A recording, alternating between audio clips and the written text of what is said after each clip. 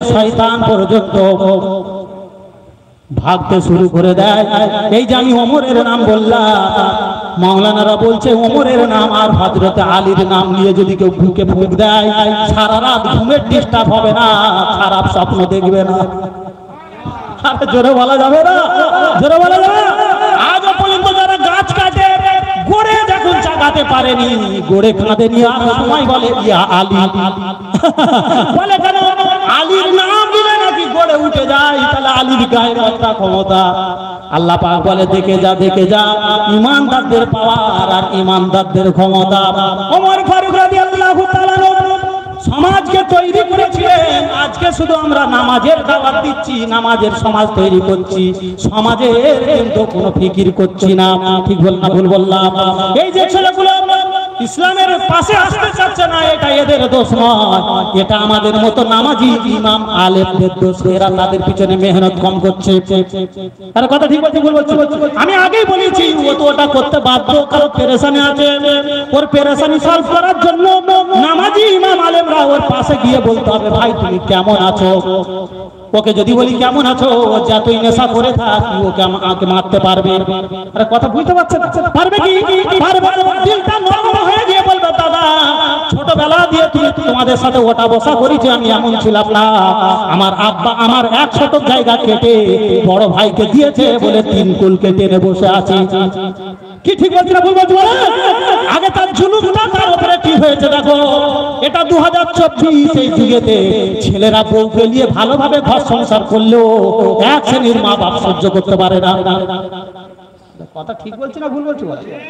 হ্যাঁ, এইগুলোর নাম তো হাবিজ, এইগুলোই তো বলার জন্য আসে। কথা বুঝতে পারছে না? এক শ্রেণীর মা বাপ এমন উঠেছে, তারা চায় না যে তার ছেলে বউ সুখে থাকে। এক সপ্তাহ যদি সুখে থাকে, পাশের বুনুর কাছে গিয়ে আলোচনা করে তার 12টা বাজিয়ে দেয়। সব মা বাপ নয়, এই মা বাপগুলো কিছু শ্রেণীর মা বাপ এমন চাচ্ছে যে বৌমা আর আমার মেজো ছেলে ইঁদুর ঠেলাঠালি, গুতোগুতি, মারামারি, ছুটো ছাটা, চুল খুলে ছুটবে, এগুলো দেখলে ও দিন খুশি। কথা ঠিক বললাম না ভুল বললাম? যদি প্রমাণ না করেন, ওই রকম মা যদি আল্লাহ আপনাকে দিয়ে রাখে, বাপ যদি দিয়ে রাখে, আপনি একবার 1 সপ্তাহ আপনার বউকে বেশি হেসে খুশি কথা বলে দেখুন, আপনার সাথে ওই মা বাপ কথা বলা বন্ধ করে দেবে।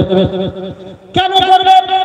এই যে আমাদের ওয়াজের নামে ভান্ডামি করে যাই তাই ওয়াজ করে দিয়ে আমরা বেরিয়ে পালাচ্ছি, যেটা সমাজে দরকার সেটা না বলে পালানো মানে ভন্ডামি। কথা ঠিক বললাম ভুল বললাম? আপনার লাগবে প্যারাসিটামল, আমি দিলাম পায়খানার মেট্রোজিন, এটা ভন্ডামি নয়? কথা বলেন। এই যে বক্তাগুলো এগুলো কেন বলে না? এগুলো বললে তো আমার যদি 5টা মা যদি অমন থাকে, 2টো মা তো শুধরাতে পারে না? পারে। আমি ওই মায়েদেরকে বলবো তুমি তোমার মেয়েকে যেখানে বিয়ে দিয়েছো তুমি কি চাও?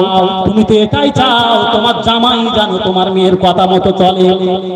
তাহলে তোমার বাড়িতে যার মেয়ে এসেছে সে তারও তো মা চাই যে তার জামাই যেন তার মেয়ের কথা মতো চলে। তুমি তোমারটা ছেড়ে দিলে, কিন্তু তোমার বৌমাটার বেলায় বলছে ছেলের ভেড়ুয়া, বইয়ের ভেড়ুয়া কেন বলতো? তাহলে তোমার জামাইটাও তো তোমার মেয়ের ভেড়ুয়া। কথা ঠিক না? নিজেকেও যেমন দেখতে হবে, অপরেরটাও তেমন দেখতে হবে। এই সমাজকে তৈরি করতে গেলে আল্লাহর নবীর চরিত্র আর নবীজির আদর্শ, নবীজির সাহাবার আদর্শ আমাদের জিন্দগিতে আনতে হবে না? হবে না? আমার এই এলাকায় যারা ক্ষমতাশালী আছে, আল্লাহ যাদের পাওয়ার দিয়েছে, জয় হাফিজুল জয় ইমাম সাহেব সারা জীবন জলসা করে 1 কোটি টাকা নিয়ে কলিয়ায় চলে যাব, কিন্তু মদখোর বন্ধ করতে। কথা বুঝতে পারছেন?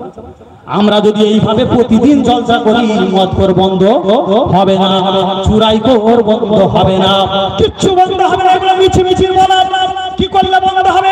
ওই যারা ক্ষমতা আল্লাহ যাদেরকে দিয়েছে, হয় পার্টির ক্ষমতা বা পরিবারের ক্ষমতা, লাঠির ক্ষমতা বা চাস্ত ভাইয়ের ক্ষমতা যাদেরকে আল্লাহ দিয়েছে, ওরা যদি একবার যদি অ্যানাউন্স করে দেয় যে ফতেপুরের জমিনে যদি এই সমস্ত কাউকে ছিবলমো করতে দেখি তার চামড়া গুটিয়ে দেবো, বলুন এই ওয়াজের দরকারে কাজ হবে না ওর কথাই কাজ হয়ে যাবে?